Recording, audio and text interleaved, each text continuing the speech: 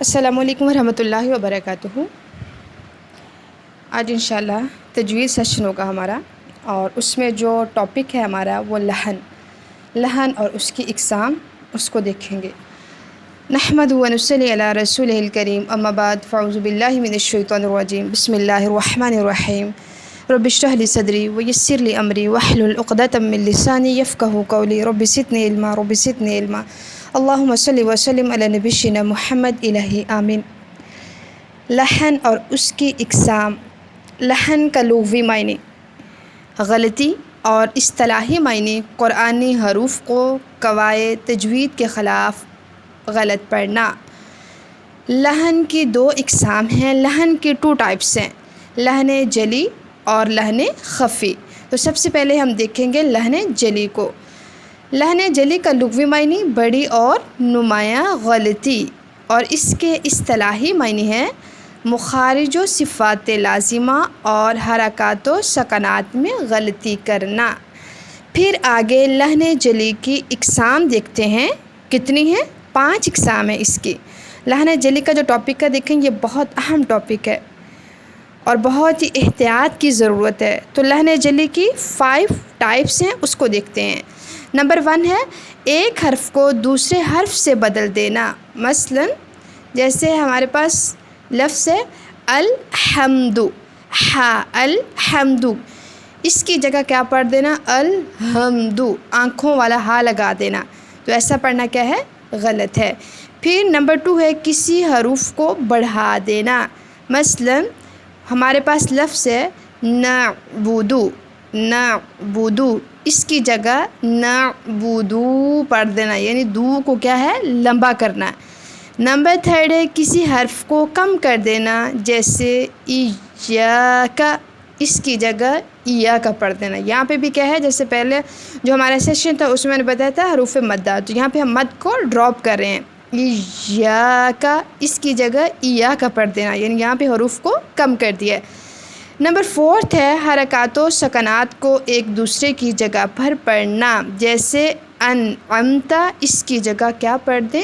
انعمت، انعمت، تا کے اوپر زبر ہے لیکن کیا پڑھ دیا؟ انعمت۔ جیسے اہدنا، اور اس کی جگہ اہدنا پڑھ دینا۔ ہاں کیا ہے؟ یہ ساکن ہے لیکن کیا ہے؟ ہم اپنے پاس سے اس کے نیچے اہدنا زیر لگا رہے ہیں۔ پھر اس کے بعد صدقنا کی جگہ صدقنا پڑھ دینا۔ نمبر 5 ہے مخفف حرف کی جگہ مشدد اور مشدد کی جگہ مخفف پڑھنا، جیسے مالکی، اس کی جگہ مالک، لکھ، کاف کے اوپر تشدید خود ہی سے ڈال دینا۔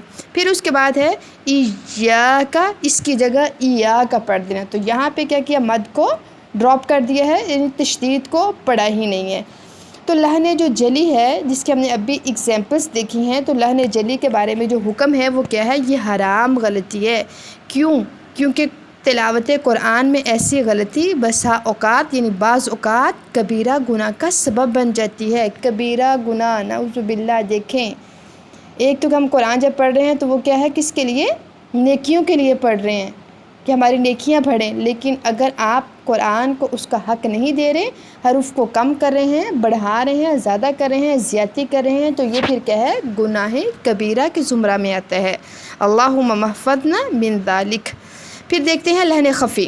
لحن خفی کے جو لغوی معنی ہے چھوٹی اور پوشیدہ غلطی، اور اس کے اصطلاحی معنی ہے تحسین حروف سے تعلق رکھنے والی صفات میں کمی بیشی کرنا، یعنی جس کی خوبصورتی ہے۔ مثلا جو موٹے حروف ہیں اس کو باریک کر دینا، ترقیق، تفخیم، اخفاء، ادغام، اقلاب، مدود وغیرہ، یعنی ان کو کیا ہے؟ غلط ادا کرنا۔ اور اس کے بارے میں پھر حکم کیا آتا ہے لحن خفی کے بارے میں؟ یہ مکروہ ہے، لیکن اس سے بچنا بھی ضروری ہے تاکہ تلاوت قرآن کی عبادت کو کامل صحت کے ساتھ بجا لایا جا سکے، یعنی قرآن کو اس سے بچنا بھی ضروری ہے۔ لیکن یہ مکروہ غلطی ہے، لیکن جو لحن جلی ہے وہ بڑی غلطی ہے، کبیرہ غلطی کے زمرے میں آتی ہے، اور ہر حال میں اس سے بچنا کیا ہے؟ ضروری ہے۔ اور لحن جو خفی ہے اس سے بچنا بھی ضروری ہے، کیونکہ تحسین قرآن جو ہے اس کا پھر حق صحیح سے ادا نہیں ہوتا۔ تو یہ کیا تھا ہمارا جو ٹاپک؟ لحن کے ٹائپس، اور پھر لغوی معنی، اصطلاحی معنی، اس کی ایگزامپلس۔ تو اللہ تعالی ہمیں قرآن کا حق ادا کرنے والا بنائے۔ وآخر دعوانا ان الحمد للہ رب العالمین۔ السلام علیکم ورحمۃ اللہ وبرکاتہ۔